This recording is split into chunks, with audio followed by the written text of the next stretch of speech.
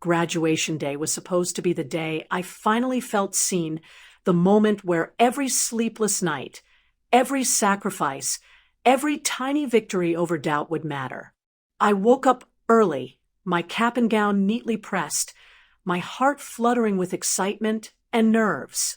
My parents were supposed to be there, my extended family too, their faces beaming with pride as I walked across the stage. I imagined the applause, the handshakes, hearing my name echo, finally being celebrated for all the hard work I had done. But the first crack in that perfect image came the moment I stepped into the living room.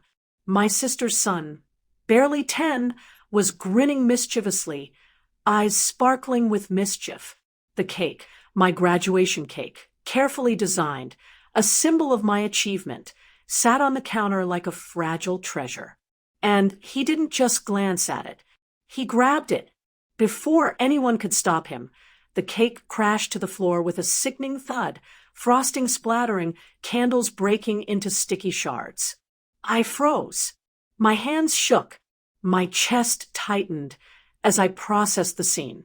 Laughter bubbled from the corner of the room, my brother and his friends smirking, my parents shrugging casually as if this were normal. My nephew, standing over the ruined cake, sneered, "Eat it off the ground."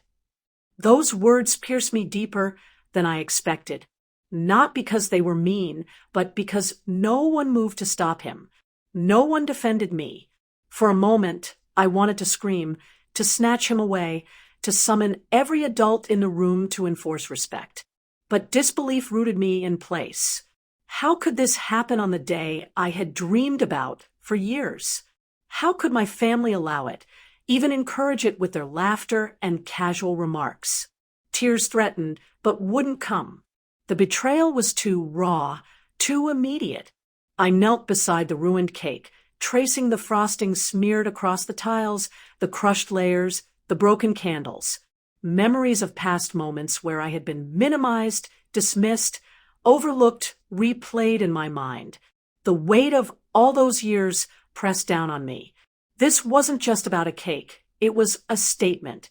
My achievements were treated as trivial, my milestones disposable, my feelings irrelevant.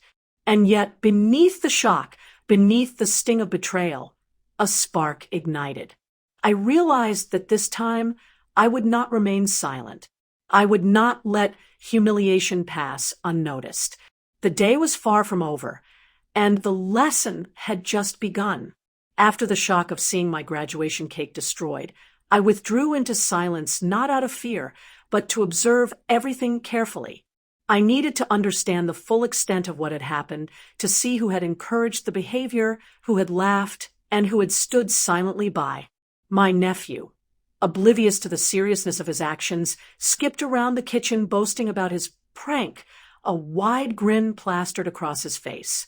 My sister avoided my gaze, pretending the chaos wasn't her responsibility, as if ignoring it would erase the mess, both literal and emotional.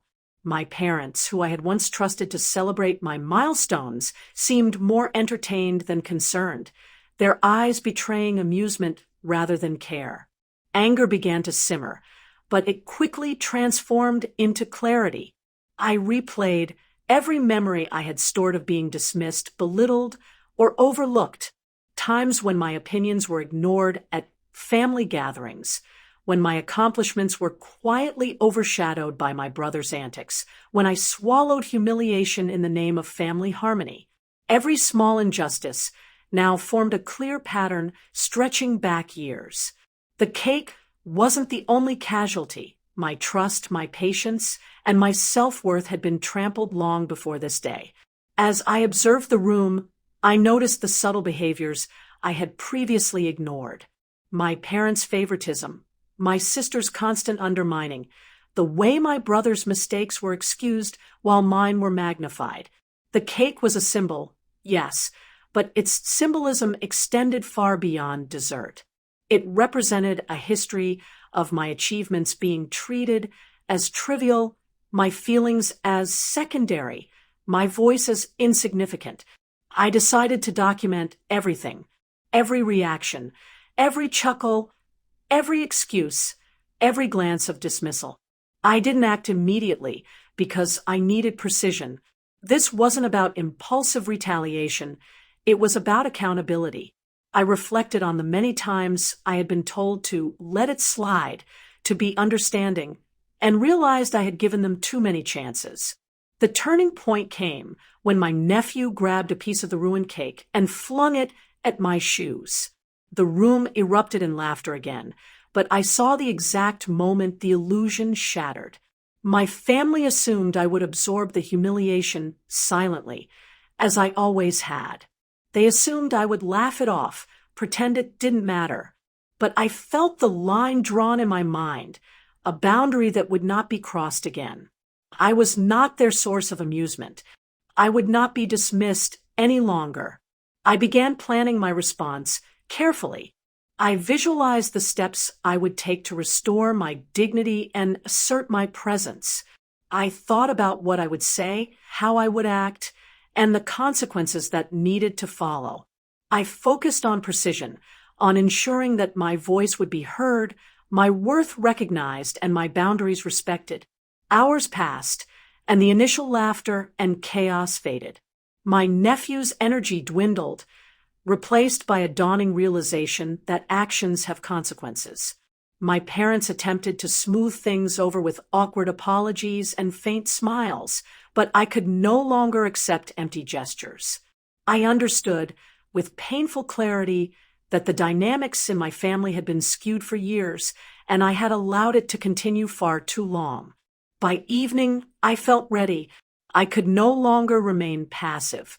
The humiliation, the betrayal, the constant dismissal, all of it would not go unnoticed.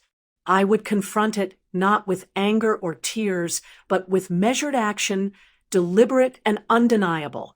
They would have to see that boundaries existed, that respect could not be demanded from others while being withheld from me. As I cleaned the remnants of the cake from the floor, a quiet determination settled over me. The scales were shifting, and the lesson was clear. From now on, I would act on my own terms. I would not allow my achievements to be trivialized, my feelings to be ignored, or my presence to be laughed at. The day's humiliation had ended, but the reckoning had just begun. The next morning, I approached the confrontation with calm determination. I spoke to my parents and sister, not with anger, but with clarity and the weight of years of overlooked disrespect. I didn't yell. I didn't beg. I calmly laid out the reality of their behavior. The favoritism, the dismissals, the laughter at my humiliation. My nephew watched quietly, sensing the shift in energy, while my parents' smiles faltered under the seriousness of my words. I made it clear that what happened on my graduation day was unacceptable.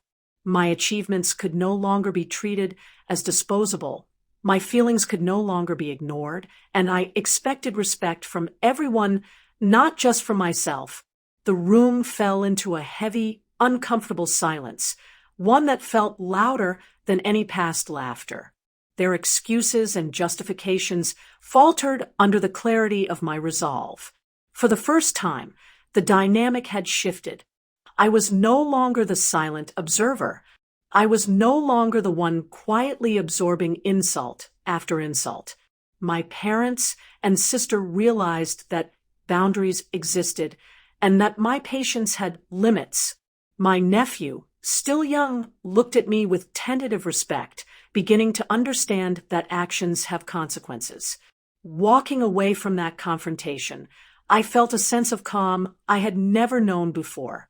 The cake was gone, but what remained was far more important: my dignity, my voice, and the understanding that I would no longer be diminished for the amusement of others. That day, I reclaimed more than my graduation. I reclaimed myself.